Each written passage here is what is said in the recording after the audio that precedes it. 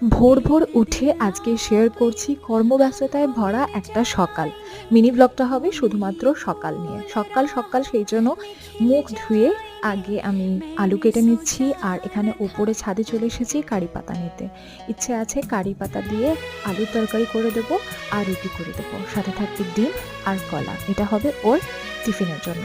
নিজের জন্য একটু চা নিয়ে বসেছিলাম, ওপরে মনে হলো ছাদের থেকে কাপড়গুলো তুলে আনি, ততক্ষণে চাটাও ঠান্ডা হয়ে যাবে।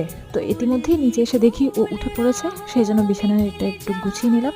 যেহেতু ও ভোরে বেরোবে, তো সেই জন্যই বিছানাটা তুলে একটু চেষ্টা করছিলাম সব কিছু টিপটপ করে দিয়ে তারপরে যাতে ঝাড়টা দিয়ে দিতে পারি। রুটিনটা হয় যেদিন ও আউট অফ সিটি যায় একদম ভোরে বেরোয়।